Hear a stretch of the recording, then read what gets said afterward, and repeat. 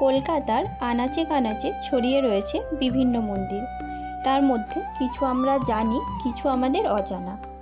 আজকে আমার এই ভিডিওর মাধ্যমে আমরা জেনে নেব এই রকমই খুব সুন্দর একটা মন্দিরের সমস্ত ইনফরমেশন। অনেকে হয়তো মন্দিরটা জানেন, আবার অনেকের কাছেই এই মন্দিরটা থাকবে অজানা। এটা রয়েছে দক্ষিণেশ্বরের পাশে আলমবাজারে শ্রী শ্যাম মন্দির। প্রথমেই বলি, তোমরা এই মন্দিরটাতে আসবে কিভাবে। এখন আমরা দাঁড়িয়ে আছি দক্ষিণেশ্বর স্টেশনে। এখন দক্ষিণেশ্বর স্টেশনটা মেট্রোর সাথেও কানেক্ট হয়ে গেছে। দেখো, সামনেই রয়েছে দক্ষিণেশ্বরে মন্দিরে যাওয়ার স্কাইওয়াক।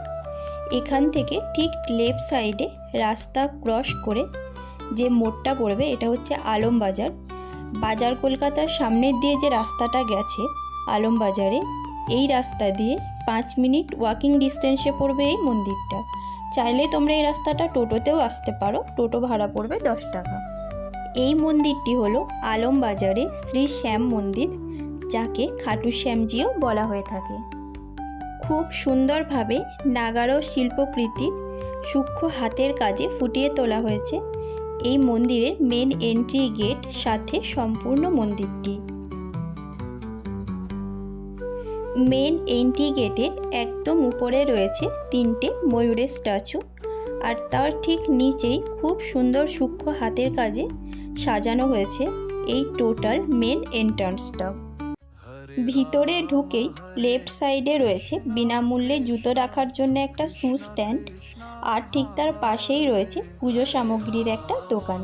পুজো দিতে চাইলে আপনারা এখান থেকে পুজো সামগ্রী পারচেস করতে পারেন। আর যদি আপনারা নিজেদের পার্সোনাল কারে আসেন, তো মন্দিরেরই বেসমেন্টে রয়েছে কার পার্কিংয়ের সুব্যবস্থা। মন্দিরের ভিতরে কিন্তু ফটোগ্রাফি ও ভিডিওগ্রাফি স্ট্রিক্টলি প্রহিবিটেড। আপনাদের একটু বলি, এই খাটু শ্যামজি কে ছিলেন। খাটু শ্যামের পূর্ব নাম ছিল বারবারিক। তিনি ছিলেন পাণ্ডব পুত্র ভীমের নাতি তথা ঘটোৎকচের পুত্র। বলা হয় খাটু শ্যাম বা বারবারিক যদি চাইতেন, কুরুক্ষেত্রের যুদ্ধ 3টে ধাপে সহজেই শেষ করে দিতে পারতেন।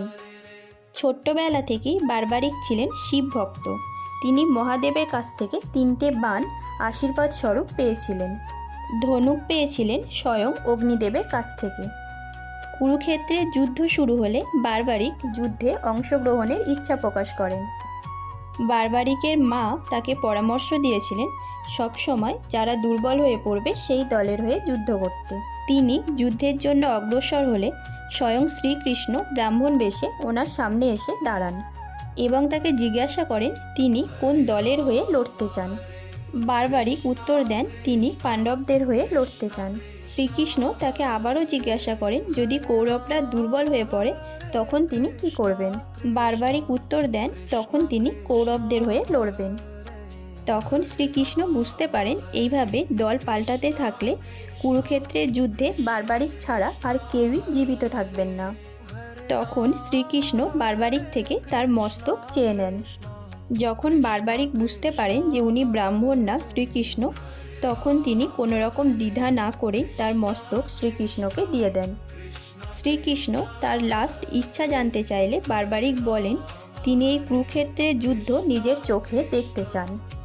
সেই সময় শ্রীকৃষ্ণ এই মস্তকটি নিয়ে গিয়ে উঁচু এক পাহাড়ে প্রতিষ্ঠা করেন এবং তাকে বর দেন কলিযুগে বারবারিককে শ্রীকৃষ্ণের নামেই পুজো করা হবে। এই কারণেই বারবারিককে এই কলিযুগে খাটু শ্যামজি নামে পুজো করা হয়ে থাকে।